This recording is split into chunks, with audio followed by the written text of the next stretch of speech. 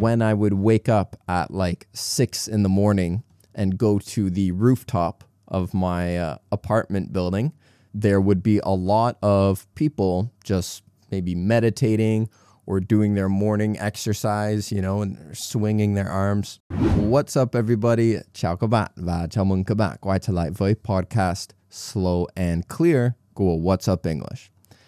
In this podcast today, you are going to learn a lot of words and phrases about health. Not just physical health, but mental health as well, because both of them kind of go together. And sometimes when we think about health, we just think about the physical part, like our bodies. But of course, your mental health is extremely important too.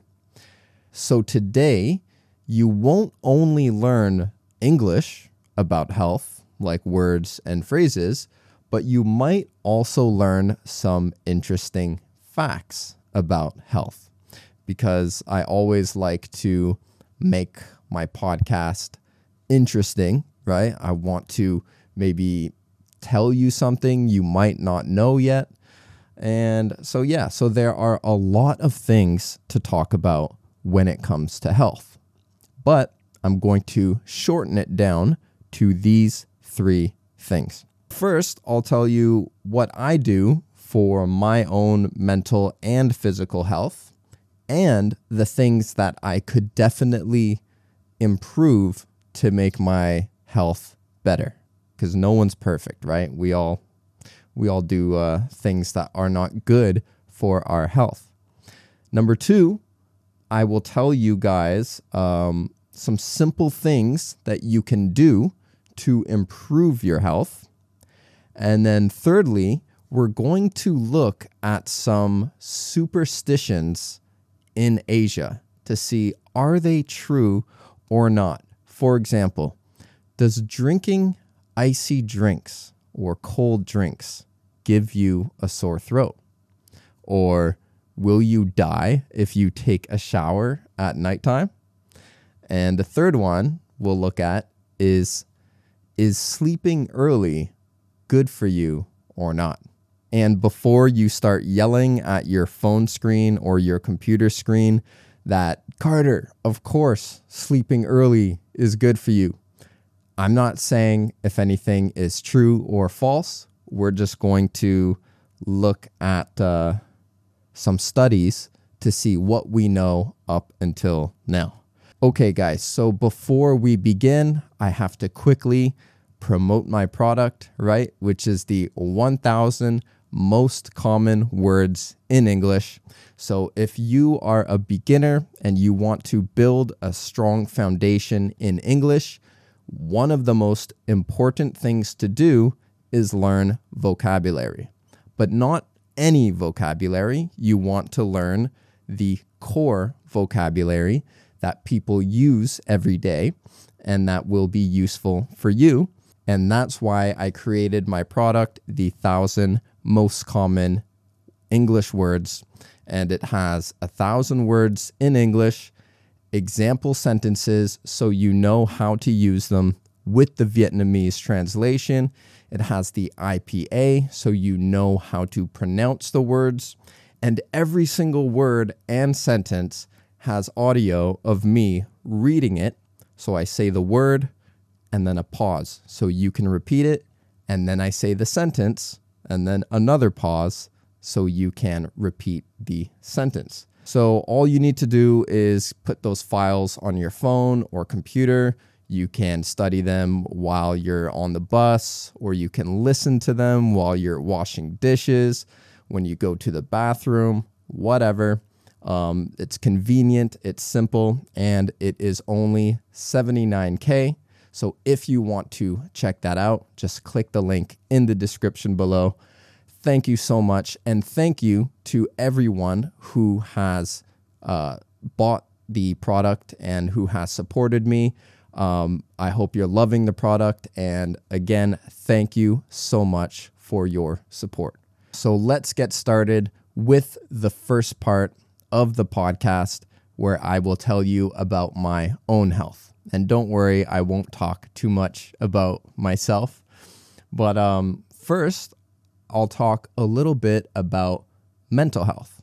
Not too much, because that can have its own podcast. It's such a large topic. So to be honest, guys, I am the type of person who has struggled with feeling depressed. I'm sure many of you can relate. It's been something that I have dealt with since I was a little kid. And so over time, I realized there are some things I have to do to keep the depression away and to feel better. And maybe you see me on YouTube making these videos and you think, depression? Nah, no way. He's normal, quote unquote.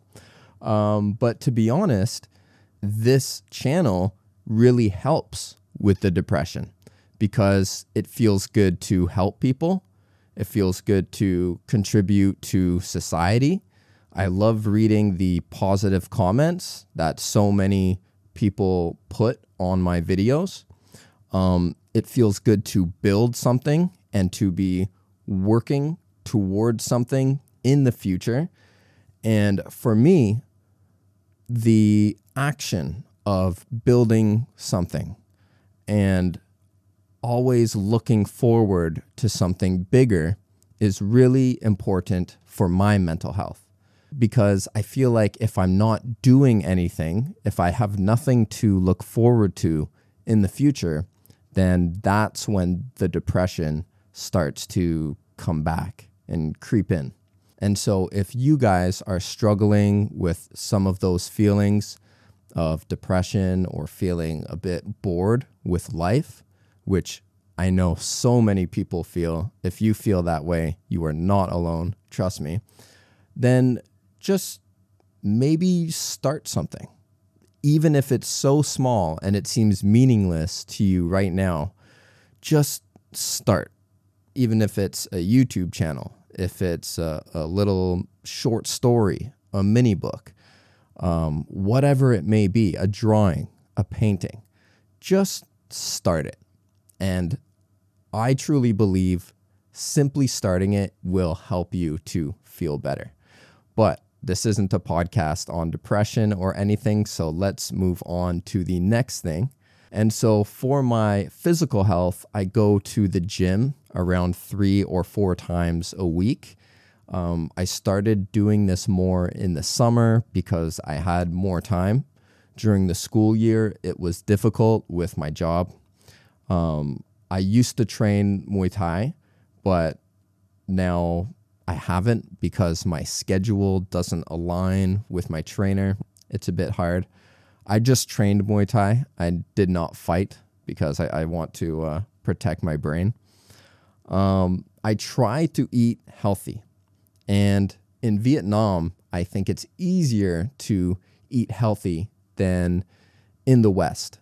In the West, it's definitely more expensive to eat healthy.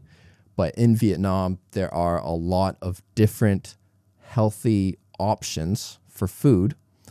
And by healthy, I mean not too much oil, like no fried food, not too much sugar, not too much salt.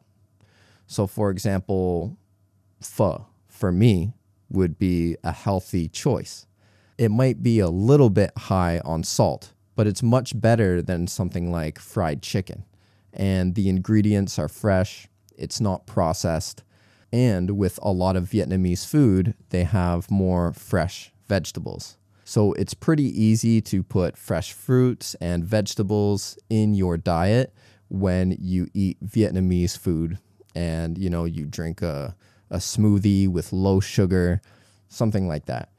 Now, to be honest, one thing I do that isn't very healthy is I order food all the time. I don't cook very often, maybe once every few weeks. And so I often order food. I try to order healthy food, not fast food or any junk food. But that is something that I could definitely improve for myself. For sleep, I do have periods where I fall asleep around 10:30 or 11. But then sometimes it creeps up and then it's 11:30, 12, 12:30, 1. And then all of a sudden I'm going to bed late and I'm waking up late, and then I have to reset to go to bed early again. But if you have to wake up early for work, then that can help you to keep a steady sleep schedule. And sleep, I think, we know sleep is so important, not just for your physical health, but for your mental health as well. It helps with your immune system. It helps you recover after you exercise. Many, many things. All right, so let's talk about some simple things that you can do now to improve your health. So one thing that I learned about and I found super, super helpful is to get sunlight early in the morning. Now, I think many Vietnamese, of course, naturally know about this, because when I would wake up at like 6 in the morning and go to the rooftop of my apartment building to get the sunlight in my eyes, there would be a lot of people just maybe meditating or doing their morning exercise, and swinging their arms. And I was surprised at how many people were awake at 5:30, 6 in the morning. And I know if you go to some parks, then it's just full of people doing exercise. So the Vietnamese already know this. Get sunlight early in the morning because it helps let your brain know that the day is starting. It's apparently can boost your mood, and it helps you fall asleep later that night because it helps to set your sleep schedule. So they say you should get about 10 to 30 minutes of sunlight in your eyes each morning. If it's cloudy, then it doesn't work as well, but it's still better than nothing.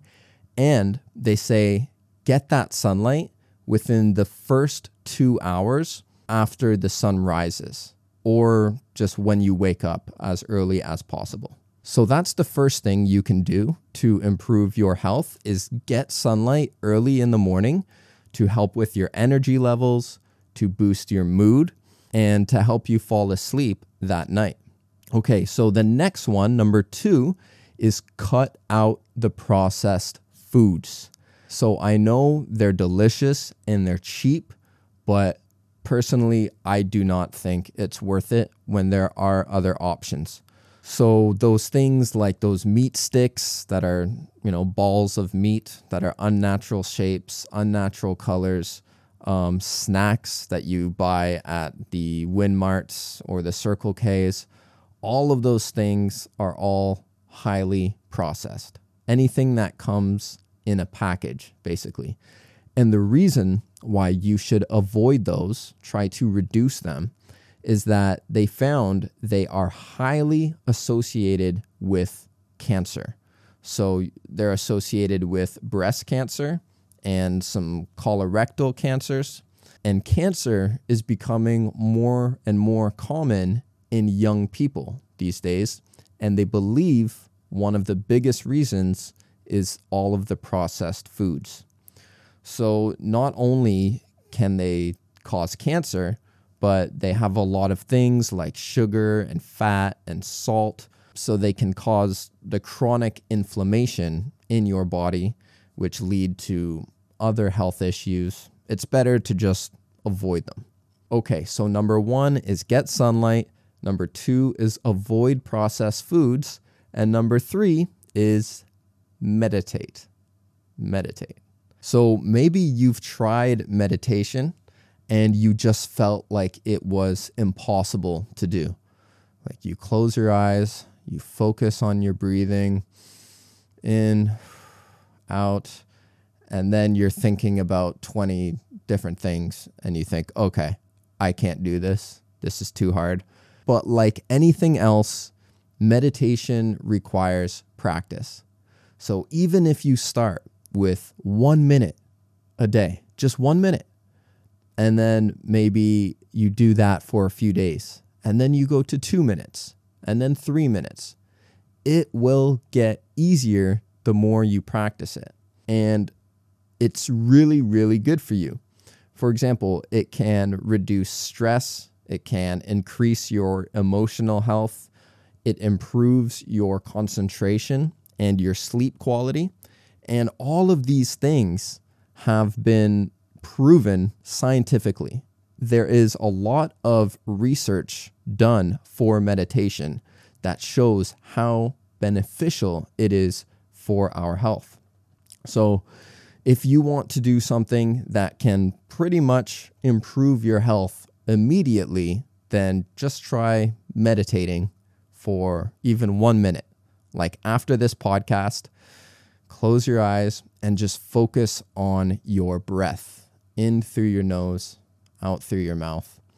And over time, you can learn different techniques, but just focus on the basic thing, which is your breathing. Just focus on your breathing. Okay, so those are 3 things to improve your health. Get sunlight in the morning, avoid processed foods, and meditate. So now let's talk about the 3 common beliefs in Asia. Number 1, does drinking cold, icy drinks give you a sore throat? Well, according to science, this is false because there is no evidence that shows a link between drinking icy drinks and having a sore throat. What they say is that sore throats are usually caused by viral or bacterial infections, allergens, or irritants.